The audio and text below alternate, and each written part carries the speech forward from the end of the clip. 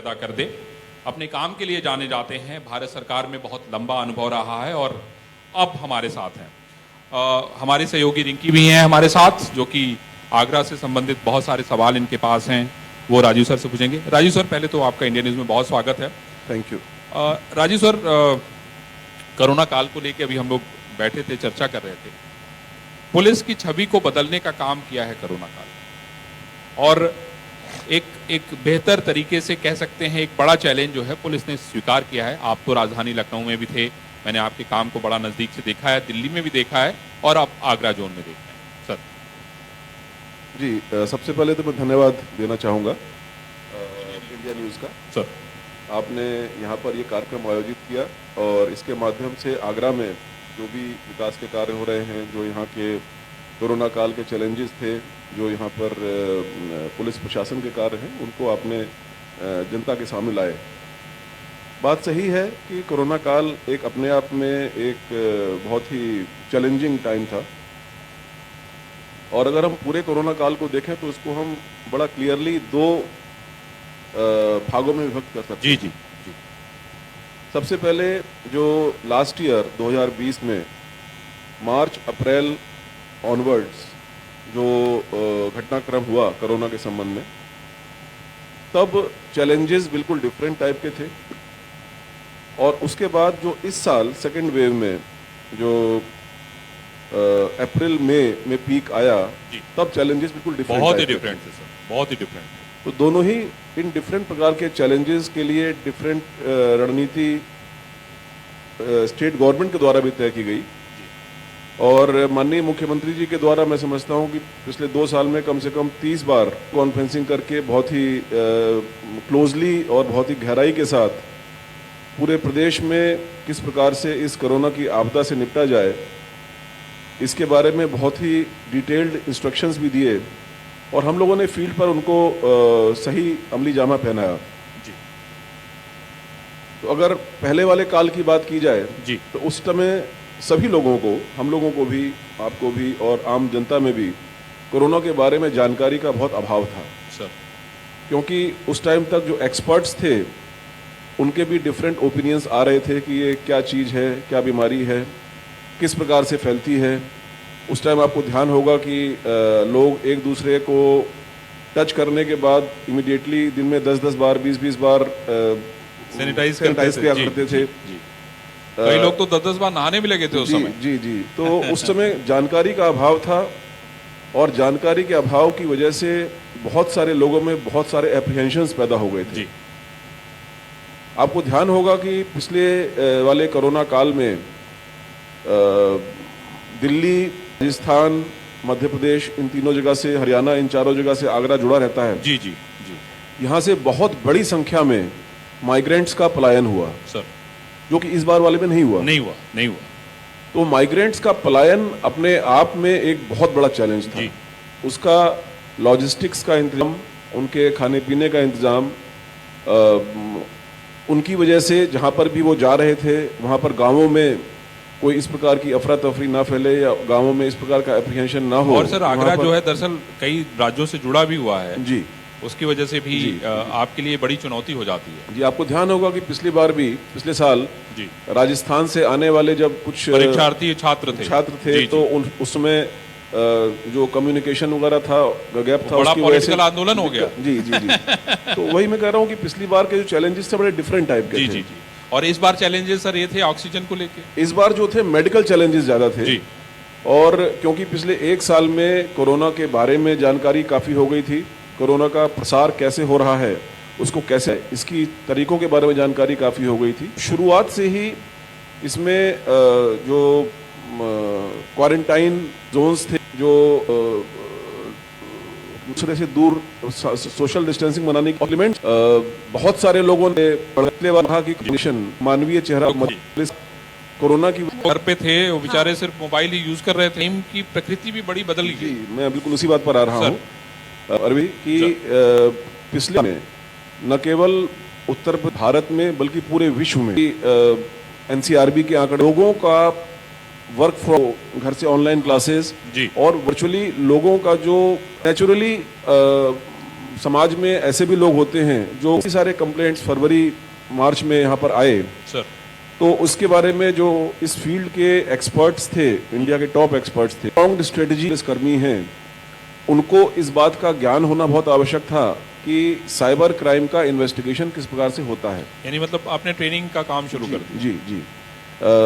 अभी जो हमारी व्यवस्थाएं थी उसमें प्रत्येक जिले में एक एक साइबर यूनिट थी, परंतु संख्या जो भुक्तभोगी थे उनकी ज़्यादा थी, इस वजह से वो अकेले उसको एड्रेस करने में सफल नहीं हो पा रहे थे। लेकिन मेरा कहीं ना कहीं दूसरा सवाल है कि आगरा से जो चौधरी वसीर थे, उनकी 5वीं बीवी का मुकदमा दर्ज किया था थाने में, जो कि अब वो छूट चुके हैं। उनकी वाइफ हमारे साथ इस समय मौजूद है, तो उनका कुछ आपसे सवाल जवाब रहेगा कि मैं उस पर भी आऊँगा। पहले मैं अभी हाँ, पहले ये साइबर वाला बता दूँ मैं आपको। हाँ जी, हाँ जी। तो उसमें जो सर आपने बताया कि आपने एक एक यूनिट तो थी, हमने ट्रेनिंग का अपने काम जोन के सभी 161 थानों में जी 6 कर्मियों को साइबर क्राइम के, जिसको कहना चाहिए फर्स्ट एड के रूप में क्या उनको कार्रवाई की जानी चाहिए, उसके बारे में ट्रेन किया। ये करीब 1 महीने की ट्रेनिंग रही। और उसके बाद जो दूसरा वृहद अभियान शुरू हुआ वो पब्लिक को अवेयर करने का शुरू हुआ। साइबर क्राइम अकेला एक ऐसा क्राइम होता है जिसमें जो भुक्तभोगी हैं, विक्टिम हैं, उनकी अपनी कंसेंट बहुत जरूरी होती है। बाकी जितने भी क्राइम्स होते हैं, कन्वेंशनल क्राइम, चाहे वो चोरी हो, डकैती हो, लूट हो, कोई भी और फिजिकल क्राइम हो, सर उसमें या तो जो विक्टिम है उसको जानकारी में नहीं होता, वो घर के बाहर होता है, घर में पीछे किसी ने चोरी कर ली, तब उसको वो नहीं रोक सकता, और या फिर फोर्स का इस्तेमाल किया जाता है जिसमें वो अपने आप को असहाय महसूस करता है कि वो उसको नहीं रोक पाता है। जी साइबर क्राइम में ऑन दी अदर हैंड जो क्रिमिनल है वो आपसे ही आपको बरगला करके आपसे ही आपके ओटीपी नंबर, आपके डिटेल्स पूछता है, और अगर आपको ये जानकारी रहे कि किस प्रकार से और किन लोगों को ये जानकारी देनी है या नहीं देनी है, तो आप अपने आप इस क्राइम से बच सकते हैं। दूसरा एक दिक्कत ये होती है साइबर क्राइम में कि इसमें जो साइबर क्राइम करने वाले क्रिमिनल्स हैं वो हो सकता है झारखंड में बैठे हुए हों, जी जी हो सकता है तमिलनाडु में बैठे हुए एकदम हों, ठीक है। हो सकता है विदेशों में बैठे हुए हों, तो उनको पकड़ना बड़ा मुश्किल होता है। तो इसलिए अगर पब्लिक साइबर क्राइम के तरीकों से अवेयर रहे तो वो अपने आप को विक्टिम बनाने से बचा सकती सर है। कितना कमी आई ये काम जी। करने के बाद, जो है कितना आपको लगा, कितने लोगों को आप पकड़ पाए ट्रेनिंग देने के बाद? इसमें जो हमारा डिजिटल फुटप्रिंट रहा, इसमें हमने करीब 24 सेशंस किए, और अभी भी करीब 4 सेशंस बाकी हैं। 28 सेशन टोटल होने हैं सर। इन 24 सेशंस में अभी तक करीब 11 लाख लोगों का डिजिटल फुटप्रिंट हमारे पास आया है। 11 लाख? जी, तो 11 लाख लोगों ने एक बार जोरदार ताली बजाइए, बहुत बड़ा काम है ये बहुत बड़ा काम है और हर आदमी इससे प्रभावित है।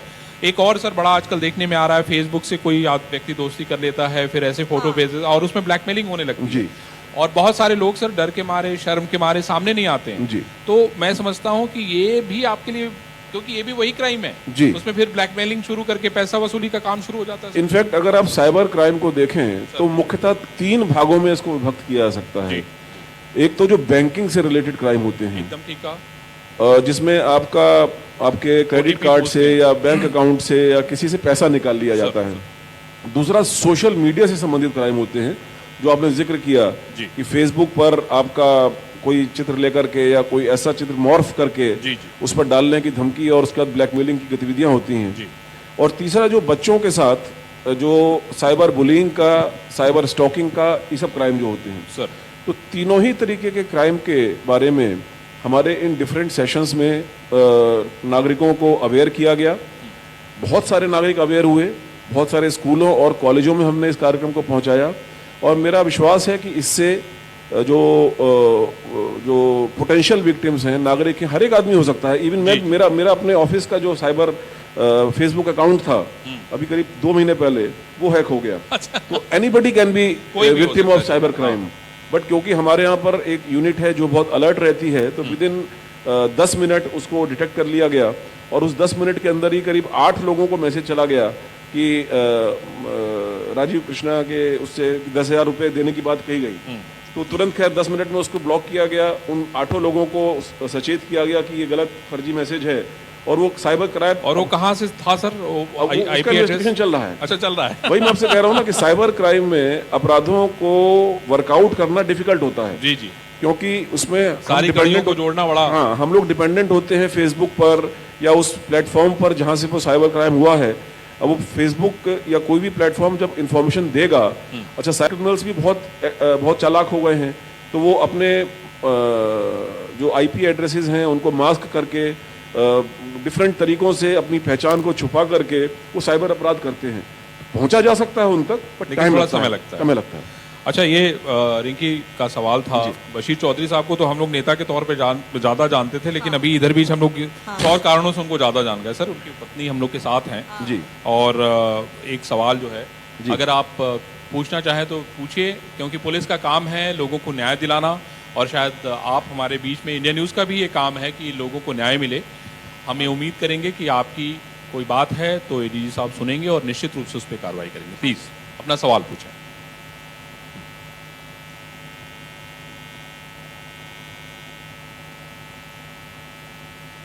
जोर से।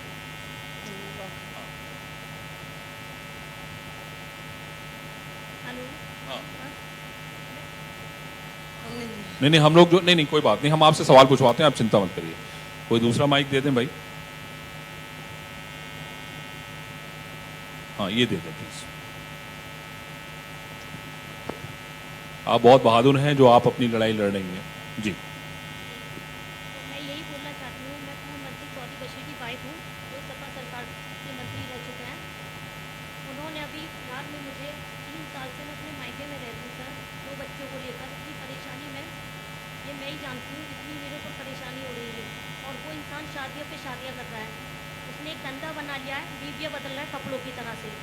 पहले शादी की गजाला लारी, जो विधायक रह चुकी कानपुर की, देवरिया की, सपा सरकार से, उनसे शादी वो दे दिया। दूसरी शादी की हिंदू रीति रिवाज से गिन्नी कक्कड़, उसको यूज़ करके उनको छोड़कर उसको डिवोर्स दे दिया। तीसरी शादी की तरन्नुम नाम की महिला से। चौथी मुझसे शादी की तो मुझे भी डिवोर्स दे दिया है सर। अभी 5वीं शादी की रुबीना से, दिल्ली की रहने वाली है वो, उनको भी डिवोर्स। और अब ये 6ठी शादी का से नौकर की बहन से।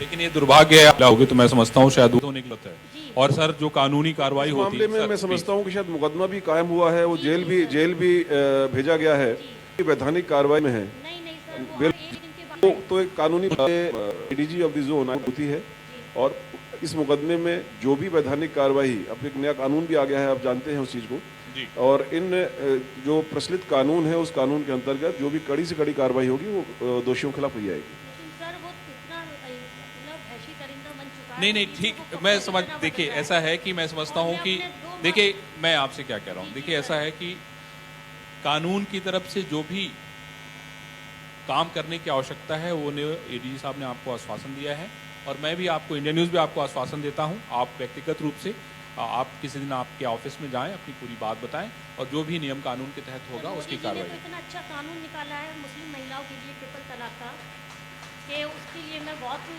शुक्रगुजार हूँ उनकी, कि उन्होंने इतना हक दिलाया, औरतों को अधिकार दिया है कि वो अपनी लड़ाई लड़ सकें। मुस्लिम महिलाएं कितनी परेशान है, कितनी परेशानी से रहती हैं, तलाक दे देते हैं जब चाहे मर्जी, चाहे कपड़ों की तरह बदलते हैं। और उन्होंने इतना अच्छा कार्य किया है मुस्लिम महिलाओं के लिए, कि मैं यही चाहती हूँ कि मुस्लिम महिलाएं मोदी जी को ही वोट दें। मोदी जी की सरकार। बहुत धन्यवाद। राजू सर, आगरा में एक और भी बड़ी चुनौती है, वो है यहाँ का ट्रैफिक। और चूंकि आज हम लोग उससे 2-4 हुए, मेट्रो के काम की वजह से कई रास्ते बंद थे, तो हम लोग इधर उधर घूम के, पता नहीं उसमें ज़्यादा समय, मतलब जो हमें पहुंचना था टाइम से, हम उससे 45 मिनट देर से पहुंचे। ये कितना बड़ा चैलेंज है आपके लिए? ये एक बहुत बड़ा चैलेंज है। इनफैक्ट जो आगरा की जो ग्रोथ है वो, because it's a tourism city, यहाँ पर गाड़ियों की ग्रोथ, टूरिज्म की ग्रोथ दिन दूनी चौगुनी गति से बढ़ रही है। और यहाँ की जो लाइफलाइन है वो मेन एक रोड है, एमजी रोड, और उसके बाद ये फतेहाबाद रोड है सर। और दोनों ही रोड्स पर बड़े कंस्ट्रक्शन के प्रोजेक्ट्स चल रहे हैं। तो नेचुरली जिस दौरान वो प्रोजेक्ट्स चल रहे होते हैं, उस दौरान जो वाहन व्हीकुलर ट्रैफिक है उनके लिए स्पेस भी कम बचता है, और लोगों को थोड़ी असुविधा भी होती है। बट जो भी जो परिस्थितियां सामने हैं उन परिस्थितियों में नागरिकों को कम से कम कठिनाई हो। लंबा जाम एक लग गया था एक्सीडेंट होने की वजह से, तो इन परिस्थितियों में लोगों को कम से कम असुविधा हो, और साथ ही जो प्रोजेक्ट्स चल रहे हैं वो समय के अनुसार और समय से जल्दी ही वो अगर ख़त्म होंगे तो मैं समझता हूँ कि जो उसका एंड रिज़ल्ट होगा वो एंड रिज़ल्ट यहाँ के नागरिकों के लिए एक बेहतर कल के रूप में होगा।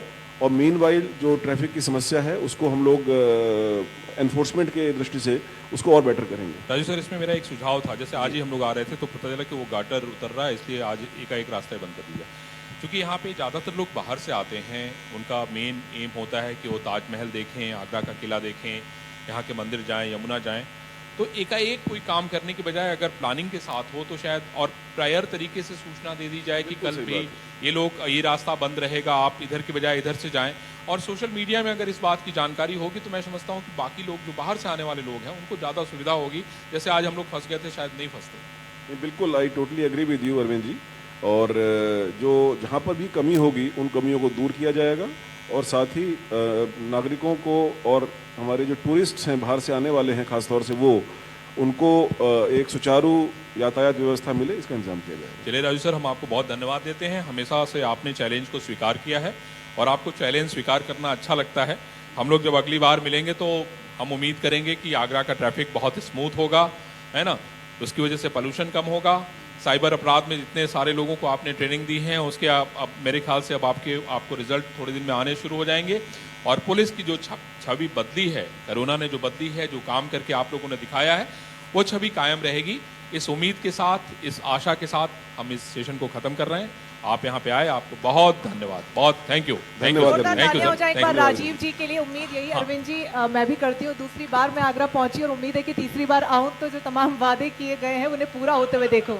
आपसे दरख्वास्त है कि मोमेंटो देकर सर को सम्मानित करें। जोरदार तालियां एक बार राजीव कृष्ण जी के लिए हो जाए। बड़ी ही बेबाकी से तमाम सवालों के जवाब उन्होंने दिए, जो जनता के जहन में सवाल थे खासतौर पर कानून व्यवस्था को लेकर, और जिस तरीके की परिस्थिति फिलहाल बनी हुई है, और मौसम भी चूंकि बारिश का है, कई बीमारियां यहाँ पर फैल रही हैं, ट्रैफिक को लेकर समस्या है, तमाम जो महत्वपूर्ण सवाल थे सत्र के दौरान पूरी कोशिश की गई कि उन्हें उठाया जाए, उनके जवाब भी लिया जाए।